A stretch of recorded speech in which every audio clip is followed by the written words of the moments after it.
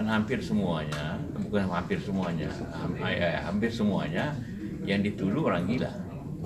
Jadi apakah ada yang mengkoordinir orang gila untuk iya betul, ini serius itu, bahwa mungkin saja ada yang orang gila kan dapat dikasih sedikit ya ngamuk-ngamuk kan, bisa saja ada yang mendorong orang gila berbuat gitu, sehingga karena kalau orang gila terus habis di situ, karena dianggapnya ya perbuatan di luar kemampuan gila ya. Tapi itu polisi sedang mencari betul itu apa penyebab sehingga terjadi ya beberapa kasus, dan itu tidak memilih agama. Betul. Tadi beberapa kali kita sebut soal Banyuwangi yang terjadi di 98. Kita juga ingin merefresh pemirsa terkait 20 tahun yang lalu, tepat di awal 98, sejumlah kasus pembunuhan terjadi di Banyuwangi. Nah, korban ini adalah rata-rata guru mengaji.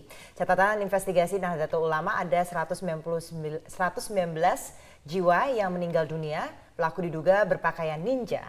Kasus ini dikenal sebagai kasus dukun santet. Analis menyebut kasus dukun santet berkaitan erat dengan konflik politik 98. Nah, kami juga akan menghadirkan di sini mantan tim investigasi kasus ini, Mas Khairul Anam, yang akan menceritakan sebenarnya apa yang terjadi pada saat itu, dan juga ada Direktur Imparsial, Mas Al-Araf. Bapak-bapak, terima kasih sudah bergabung bersama kami. Terima kasih. Anda sendiri melihat ada fenomena serupa nggak yang terjadi saat ini dengan 98? Anda waktu itu menangani kasusnya kan?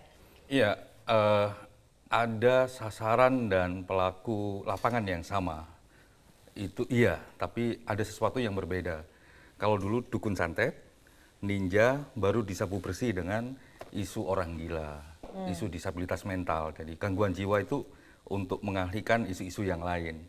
Kalau sekarang kan mau dikocok dulu dengan isu orang gila, ada pemanasan di banyak level isu-isu keagamaan, baru muncul orang gila, dan ini kami lihat sebagai pemanasan. Kalau dulu sebagai pengalihan.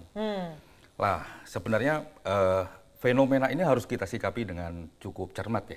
Soalnya begini, kalau 98-99 itu ketegangan diciptakan, isu pembunuhan secara brutal di depan mata juga terjadi, secara sistematis di mana-mana.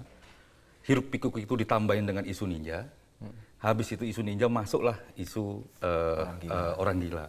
Di situ berkelindan berbagai isu yang ada. Teror di mana-mana, terus habis itu isu di mana-mana, selebaran di mana-mana, selebaran macam-macam. Ada selebaran yang kami pantau waktu itu, selebaran yang memang isinya adalah calon-calon korban. Terus yang lain adalah selebaran isunya adalah isu-isu tematik. Dan sampai sekarang belum ketemu siapa mastermind-nya?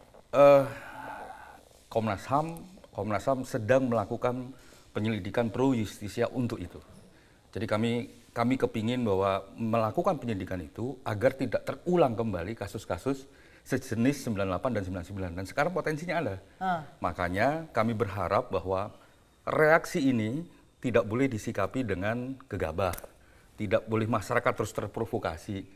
Karena kejadian 98, 99 itu meletus karena memang masyarakatnya mudah terprovokasi. Dan memang sistematis, misalkan di beberapa tempat, beberapa tokoh walaupun isunya dukun santet tapi yang diambil guru ngaji, terus diprovokasi dengan isu-isu yang lain.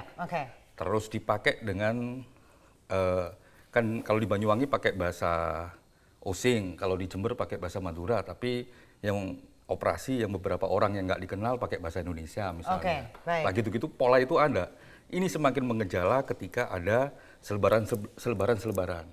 Karena nanti persis kayak sekarang ini. Ada WA yang juga nyebar kemana-mana, ada status Facebook yang menyebar kemana-mana. Makanya agar tidak terulang 98-99, saya berharap masyarakat memang arif menyikapi ini. Ini biarkanlah kepolisian yang menangani dalam konteks hukum. Siapapun pelakunya dan apapun motif dibaliknya. Mas Al-Araf, Anda melihat ada kemiripan terkait yang dari terjadi di 98 dengan yang terjadi saat ini menjelang tahun politik 2019? Saya melihat peristiwa-peristiwa yang terjadi selama ini itu bisa ditafsirkan dalam dua kemungkinan ya. Kemungkinan pertama bahwa memang peristiwa-peristiwa ini saling terkait, terencana dan tersistematis. Oleh karena tentu ini menjadi bagian kalau itu terjadi sangat terkait dengan kontestasi politik gitu ya. Biasanya seperti itu. Kemungkinan kedua juga bisa peristiwa-peristiwa ini sebenarnya tidak terkait, tidak terencana dan tidak saling terhubung antara satu sama lain. Artinya tidak ada saling kaitannya. Nah, dua kemungkinan itu hanya bisa dipastikan kalau kemudian proses-proses hukum penyelidikan ini dilakukan secara transparan dan terbuka. Nah, buat saya yang paling penting adalah bagaimana kemudian kita memastikan agar proses ini dilakukan secara transparan dan terbuka proses penyelidikannya. Sehingga kita bisa memastikan bahwa memang apakah ini sesuatu yang saling terkait dan terencana ataukah ini sesuatu yang tidak saling terkait dan tidak terencana. Keraguan-keraguan sebagian masyarakat bahwa ini misalkan dilakukan oleh orang gila ataupun menganggap ini ada relasi dengan situasi upaya memperkeruh kondisi-kondisi politik karena situasi Indonesia masuk dalam tahun politik, itu bisa dijawab dengan cara pertama memberikan aparat penegak hukum untuk menyelesaikan kasus ini secara transparan dan terbuka. Pada sisi lain, pihak-pihak yang menilai ataupun menganggap atau tokoh-tokoh agama, tokoh masyarakat bahwa ada dugaan-dugaan ini adalah sesuatu yang terencana, itu sebaiknya attest ataupun berhubungan turun langsung ketemu dengan institusi kepolisian dan para pelaku yang melakukan itu. Sehingga kemudian ada kepastian. Seperti dalam kasus di Jawa Timur, Komisi 3 kan turun langsung untuk mengecek apakah ini benar orang gila atau tidak. Itu jauh yang lebih tepat dilakukan. Ketimbang kemudian, persis tadi kata sampaikan oleh Bung Anam, kita terjebak dalam permainan ini gitu. Akhirnya ada yang memainkan upaya-upaya yang memperkeruh itu dan kita masuk dalam pertarungan itu dan akhirnya keinginan dan kepentingannya ataupun tujuan mereka tercapai.